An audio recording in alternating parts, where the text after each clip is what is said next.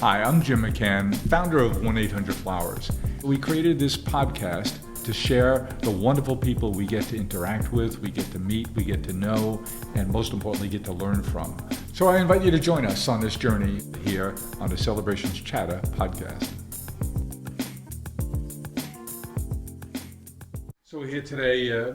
We have a combined discussion going on today. Some nice people chatting with us. First on that list is Brian Halligan. Brian's a new acquaintance. We've only recently began to get to know one another. Brian's a really interesting guy, a technologist, an entrepreneur, a business manager. Most recently created a company that he's run for about 15 years called HubSpot, which is in the CRM space. Then you said, wait a minute, if everybody's going to be focused on the Fortune 500, there's a whole lot of people, companies, and businesses that fall below that. And let me focus there and let me bring consumer marketing to the space to help a small business, which might only have 2, 3, 4 people, get world-class tools to manage and market their company. And then I'll grow with them. And I think that was a great insight. And I think I heard you say one time that, yeah, if you have to have a good idea, it has to be an idea that no one else think will work. And clearly you made that work there. Since then, now you're executive chairman and you're focused on a new fund, which is called Propeller, which is all about investing at the intersection of all things climate and all things ocean and how they might solve, and we'll certainly get into that. And joining me today from Worth is Josh Campbell, the CEO of Worth, and Paul Stumoulis, the president of Worth. And we're here to have a conversation and learn about this. This is the kind of thing, Brian, where the conversation you and I had on the phone recently, we were just having a little bit before, we get to record them and continue the same conversation and share it with our community. Okay. So what did you do before HubSpot? I know you were in tech and I think you were working in large companies. You were mostly on the sales side though? I was in tech. Right out of school, I joined an early stage software company called PTC. Joined early. I was like their 5th secretary, and I was like the secretary to the head of sales. And so back then you had those little manila envelopes that they passed memos around, and you'd be like certain ones, and I was on the cross it out. Yep, I was in the secretarial pool. Yeah. And that it must have been pretty good secretary to the head of sales, and I kind of just worked my way up. And I had a good run there. I started real early, the company scaled, and I left when it was probably 5,000 people, 10 billion market cap. Learned a lot, and well, you had great formal education. That sounds like great finishing school. It was great. I learned a ton. And then that was sort of like a very sales-driven company. We sold CAD software. It's terrific. And then I did a startup called Groove Networks, which ended up getting acquired by Microsoft. And the founder of that was sort of the That sounds good. It was pretty good. Was the father of Lotus Notes. And he was very, very product, he was a product visionary, real visionary. So that was a very different company, very product-centric, engineering-centric, focused on the future.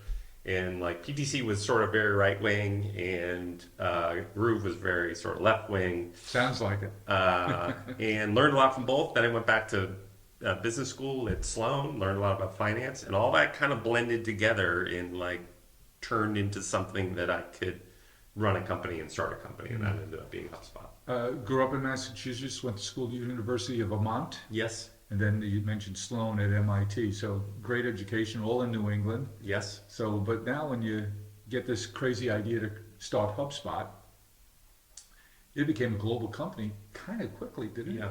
Yeah, about almost half our revenue is global. Yeah, very, very, very quickly. I'll tell you how we came up with the idea for HubSpot. Please. There's sort of 2 ahas. I had one, and my co-founder, who I went to school with, had one.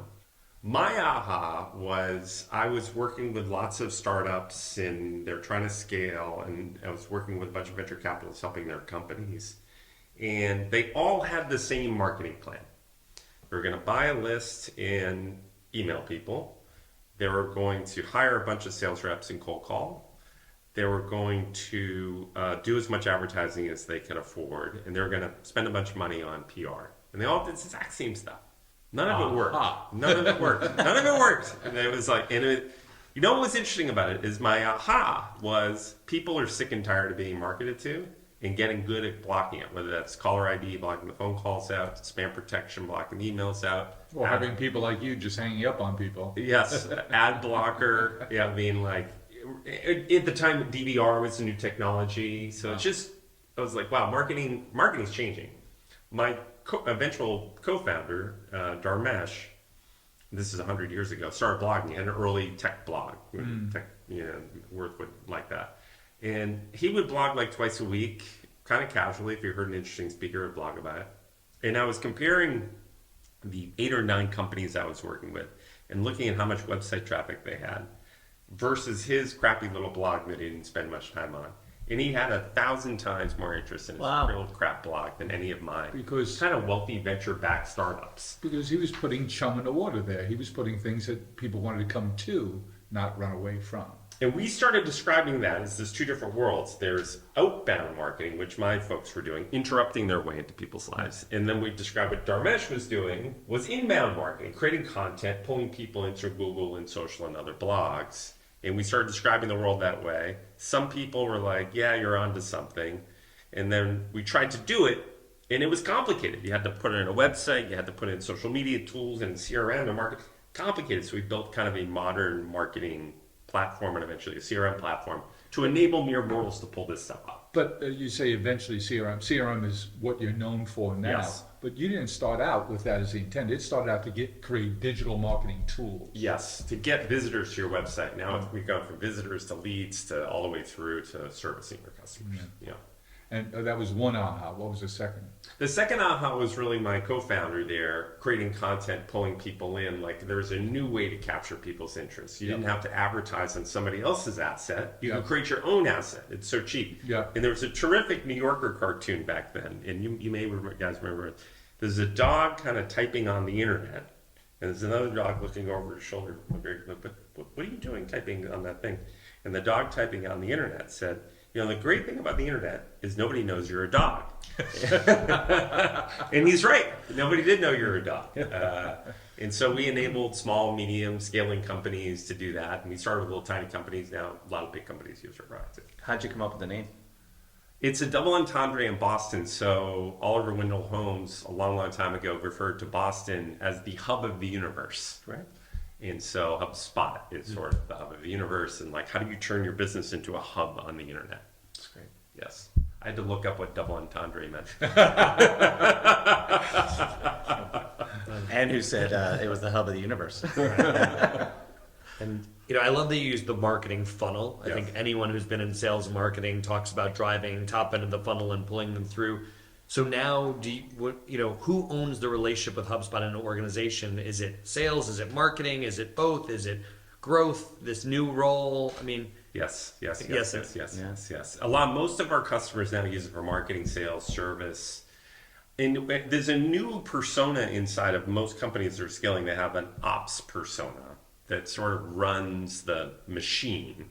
And oftentimes that revenue ops person, or sometimes they're called growth people, own the HubSpot system across the whole end-to-end system. I used to like that idea of a funnel. But I think it misses something. I like the idea of describing your go-to-market as a flywheel with like marketing is pulling in the beginning and then sales closes them and then service delights them. And then if I ask my customers, why did you buy HubSpot? Like, was it our marketing? Was there a great selling? Like, what was it? Almost everyone tells us, well, we used it in our last company or a friend told us. So like your customers are your best source of leads. So I kind of think of it as a flywheel versus a funnel nowadays.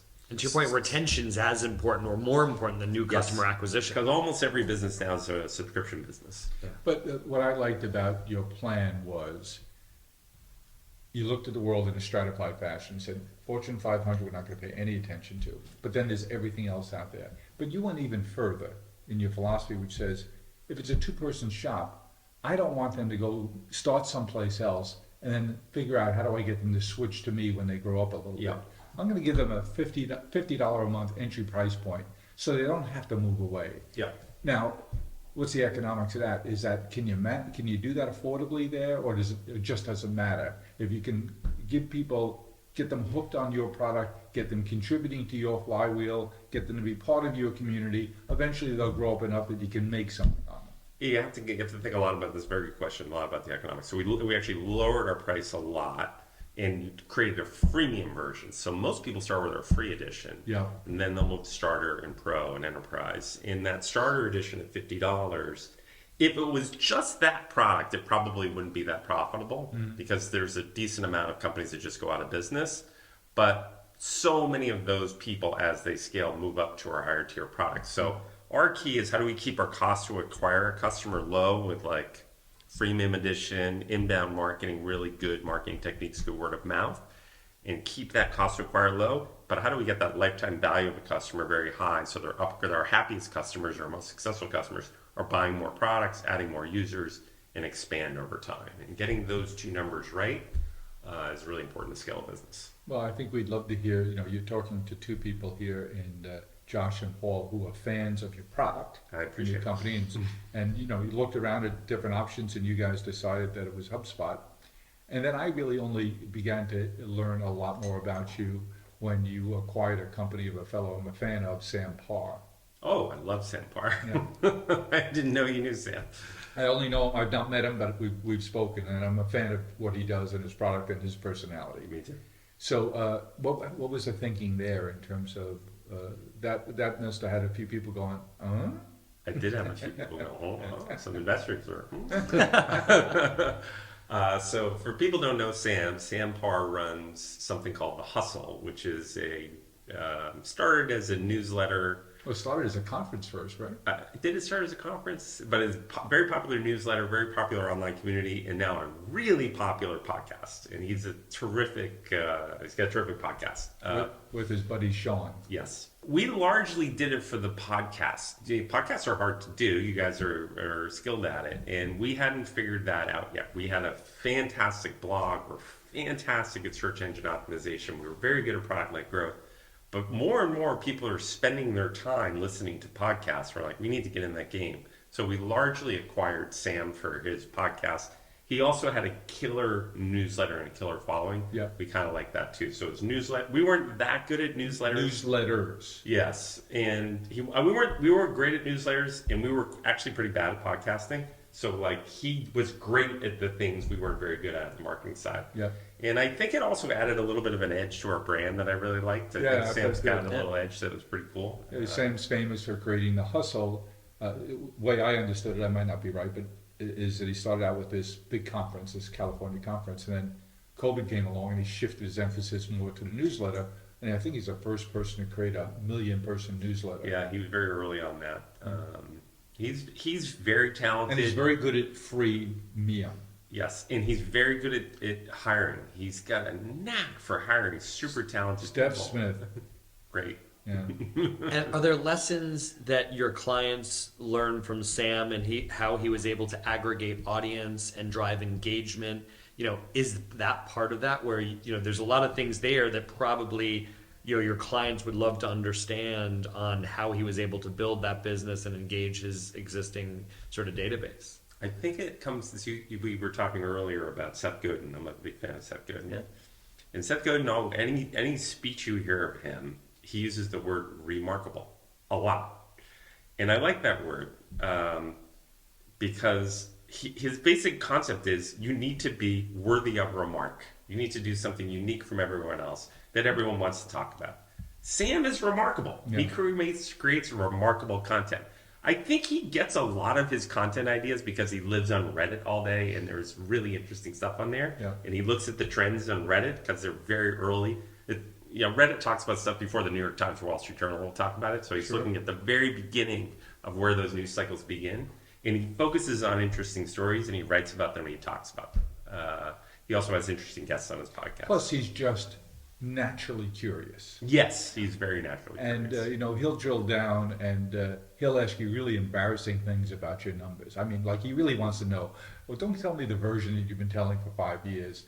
I really want to, how did you get that first check? Who was it from? How much was it for? He really used to drill down. Now, this is first reported anywhere, but Sam and I have something unusual in common. What's that? We're both very nervous flyers. Really? Very nervous. Takes a lot to get me on an airplane. No kidding. Yep, I'm flying to Europe tonight. I'm already nervous. Bring the booze, please. So you take the train down from Boston to New York usually? Always. Oh, Never it's- fly. Wow. Never fly. I didn't realize that about Sam. I was in LA this past weekend. We both were there Milken. together, Milken, and I was out for a jog, and I'm listening to Sam's podcast called The First Million with Sean, and they were one of the entrepreneurs I had on had a new hearing aid business, and Sam revealed that he's very hard of hearing and will be one of their first customers. That's the first I'd heard that.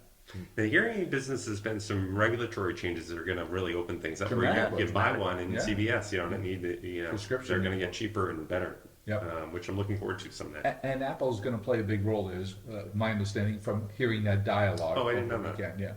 Yeah, it's devices, it's glasses. It sounds like everyone's expecting them to have a really killer product there. Yeah. One of the things I like that you guys are writing about at work last month is longevity. That's related because if we're living longer, we're all going to be customers of a hearing aid. Pretty much. company. I mean, you lose your hearing Yeah. as you get older. A lot of things just happen. But you have Peter Attia on your cover. I love Peter Attia. Yeah. And I love Andrew Huberman.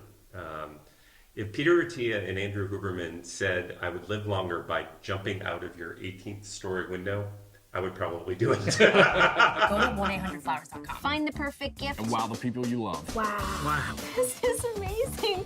Whether you want to say happy birthday.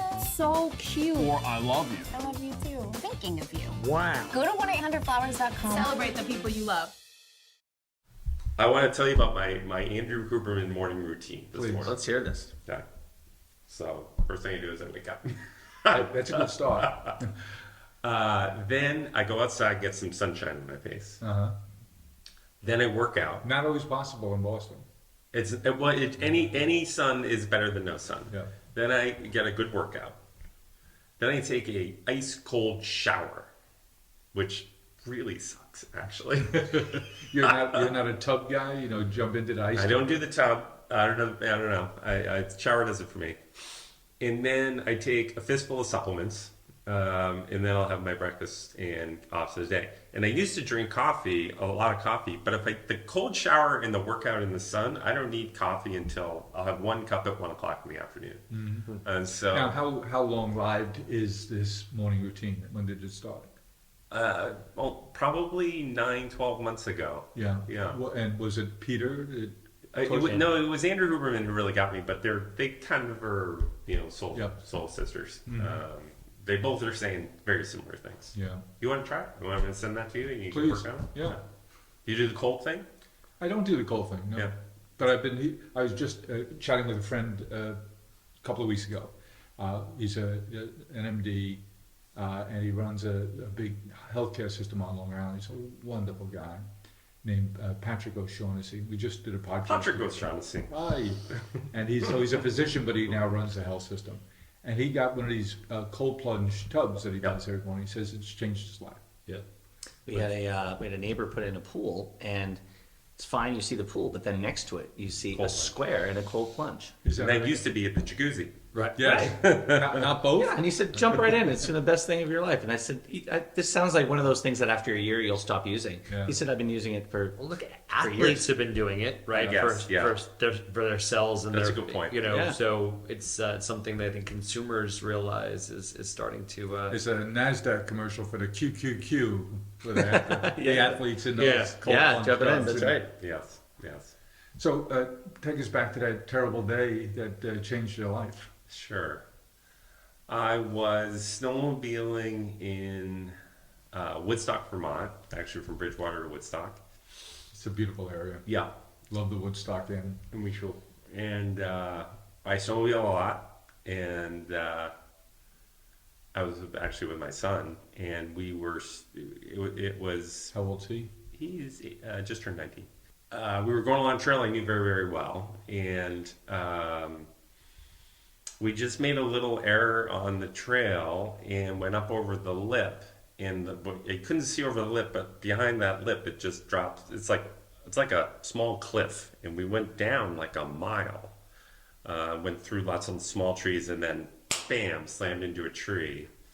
And it tossed us both out. You on the same snowmobile? So same snowmobile. Neither of us remember hitting the tree, and I don't know how long we were passed out for. But eventually, I woke him up, and we're a mess.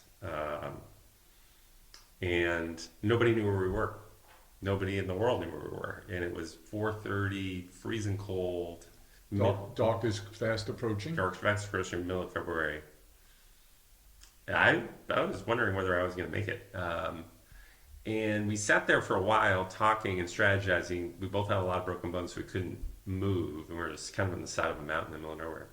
And then I remembered I had my iPhone, because I usually don't bring it, because Vermont, there's no signal anywhere. You know? And sure enough, I had just enough bars that I could dial those 3 magic numbers that I'd never dialed before, 911. And lady answered the phone. I'd never called before. They're great. 911 is awesome. And then she called the 2 local fire departments, which are volunteer up there. Yeah.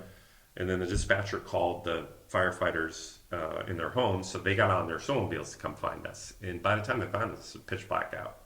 How frightening. And then they kind of towed us out of their helicopters up to Dartmouth University, who put Humpty Dumpty and the son back together, basically. But it was brutal. 13 broken bones. Huh? Yeah, 13 broken bones, 5 surgeries in the hospital for a long time. It was brutal. It was brutal. It was a wake-up call, though. I was like, if I get out of this, you know, I want to live my life differently. I want to work on something different career-wise. And At that time, you're still CEO of HubSpot, yes. and now you have to rely on other people, obviously. Yep, a terrific woman took over for me while I was gone. It's interesting, the HubSpot board meeting had happened the week before, and we had had a conversation. It was on the agenda, the run over by the bus scenario. What happens if Brian gets run over by a bus? And it wasn't a bus, it was a snowmobile.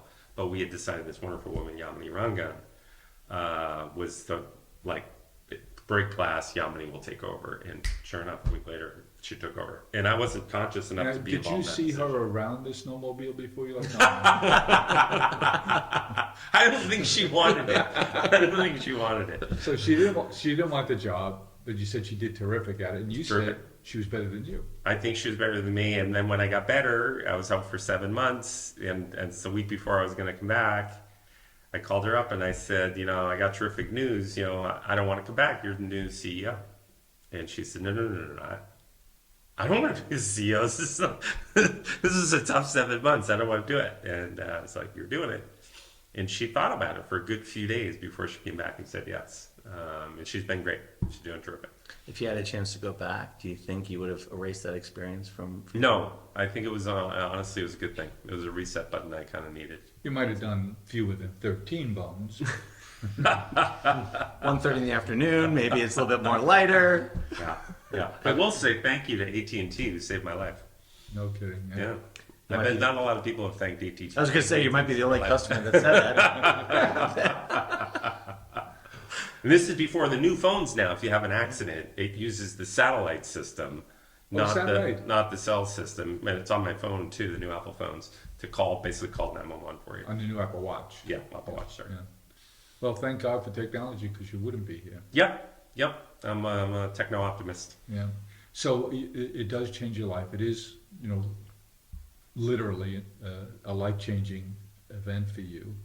And then you say, okay, I got the company in good shape. We have a terrific CEO. My son's recovered. I'm well on my way to full recovery. I want to spend my time differently now. I want to take my energy, my intellect, my curiosity, and go look at something different. How did climate hit the intersection of all your thoughts there? Yep.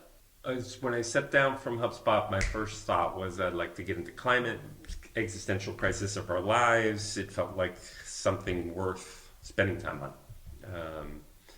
And so I started on, we talked about this before, but I started on, it was like a field trip where I visited lots of entrepreneurs and professors and investors in the climate space. And the more people know about climate, the more depressing they are. So this is the road trip to darkness. It was not a happy time, and I couldn't find anything that was like I could dig my teeth into. Then one day I visited the Woods Hole Oceanographic Institution on Cape Cod, which is kind of the MIT of the ocean. Oceanographers are optimistic about climate change. You shocked me when you told me that, because I told you about my journey to learn how important the climate was, and how I didn't have the right to sit back as either a business leader or as a dad or as a granddad. I didn't have the right anymore after I'd been exposed to people who really knew Yeah. how serious the problem was, how proximate it was, but more importantly, how things could be done about it. So I told you about my day-and-a-half conference in Mountain View, California last year, when Josh and Paul put on this terrific climate event, first in now as an ongoing series. But it was eye-opening for me. But I didn't know what you've told me about the ocean and Woods Hole in particular. Yeah. Why are they optimistic? The ocean absorbs 93% of all the excess heat created since the Industrial Revolution. Oh, handy. The ocean Absorbs and dissipates. Yes. It absorbs half the carbon dioxide and it produces half of the oxygen. So it's not even the unsung hero in climate change, it's the MVP. Yeah. And people talk about the Amazon and they talk about Congo, super important, and Yeah. we need to preserve all those. But the ocean is really the lungs of the earth. And very few But people we're doing our best to pollute it. we are doing Does that reduce its effectiveness? we're doing a really good job of polluting it. I think it does. All the plastic in the ocean isn't a good thing. I tend to think about the ocean a little bit differently, though. I think people treat it as the victim. I think of it as the hero. And I think if we're very, very careful and we work closely with scientists who really know what they're doing, I think the ocean can absorb a lot more heat and a lot more carbon dioxide. And it can really help us in a big way, solve this climate crisis. And after spending the last 12 months in this, I'm pretty optimistic about climate change. I think we can get our arms around it. I think we need to change our behaviors. All kinds of industries need to change from scratch. But I see a lot of interesting technologies out there and a lot of smart people in climate tech and coming from tech into climate tech working on really promising solutions. So call me optimistic about climate change after really researching it. And it's such an That's important, unusual. Yeah, and what I found interesting is when you said that there are surprisingly few people thinking about the ocean, many other places, but if it is so outsized in its impact and it is such a force and what can represent the change, why do you think there aren't more people diving into? Diving in. I did it. Diving in. It's a deep topic. I don't know. He said worth spending time on, so I can say diving in. I'm just saying. Double entendre, something about that earlier. I think the ocean's hard. I think it's cold and it's deep and it's unforgiving. And what I ended up doing was starting a venture fund at the intersection of the ocean and climate change. It's called Propeller. I like the name a lot. And the oceans and there's probably 100 credible climate change venture funds now, and I think they'll do very well. But I kind of think it was the first, in the United States, legit independent venture fund for the ocean. And I just think people hadn't thought of it, or they think of the ocean as complicated and hard, and it is. But I think working on hard problems that aren't obvious often turns into good things happen. Giant fortunes get made, and lots of good things can happen to the planet if we're very, very careful. And I think to your point, it's we talk a lot about it. This idea of conscious capitalism. Yeah. Right. You said giant fortunes can be made. These are business problems worth solving. Yes. Right. These are huge opportunities to do well and do good. Yes. And climate, there's no silver bullet. Right. It's Yeah. going to take everyone's efforts across lower consumption, carbon capture and sequestration. All of these people working on amazing things to really solve the yearly heat increase. I totally agree with you on that. I think the big unlock for me at Mountain View in March of 22 was what you just touched on. The capitalists are on this now. Yeah. And that's what makes me hopeful, because there's a huge business opportunity It here. is. You talked about our hero and friend Seth Godin earlier. A couple of others, John Doerr from Kleiner Perkins, who just gave $1.1 billion to Stanford for the first School of Sustainability, and our friend Bill Gross from Idea Lab, who spoke at both of our Mountain View events, and he knocks me out every time I listen to him because he's just so darn smart. But his point was, this is the greatest. John Doerr and Bill Gross, two of the greatest investors of all time, Yeah. both think this is the greatest investment opportunity they've ever seen in their lifetime. that gives me hope. Yeah. When you can unleash the capitalist system, all that energy, all that knowledge, all that ingenuity and capital, I get more hopeful that there'll be solutions. Yeah, I do too. I call myself an impact capitalist, and I think it's important we get the vectors of capitalism aligned with the vectors of climate change. And we're doing a bunch of cool stuff. I'll tell you about one. I know you guys run Worth magazine, so I'm going to tell you about one cool company that we're looking at right now. It's called Navier. Have you guys heard of Navier? No. I'm not. There's a terrific woman, PhD from MIT, who runs it, and she reminds me of like a Elon Musk of the ocean. And she's built a 30-foot boat that is electric, a la Tesla, and and you worry like a boat, it's electric, run out of energy in the middle of the ocean, and then you're screwed. The power charge lasts a long time. The reason it lasts a long time is it hydrofoils, so it pops up in the ocean at a certain speed. Yeah. And so the drag is much lower, so it can go 75 nautical miles without a charge. And then the other thing that's interesting about it is she's got a whole bunch of people from Tesla and Uber and Google X. She's got an amazing team that are at the cutting edge of autonomy. And so the ocean autonomy is a little bit easier than it is on cars. So relatively, Not as many stoplights. not as many stoplights, not as many kids running across, but you still need to be super careful. And so her vision is not just to make boats, 34, 24, but eventually have the Uber of the ocean. So you're sitting in Falmouth, Massachusetts, and you want to go over to Edgartown. You just press in your phone, hey, I would like the boat to come pick up. The boat will come with no driver and drive you over, drop you off in Edgartown. See you later, you call it on the other side. So that's kind of an interesting company that we're working on that I like a lot. Have you seen anybody extract efficiently energy from the ocean?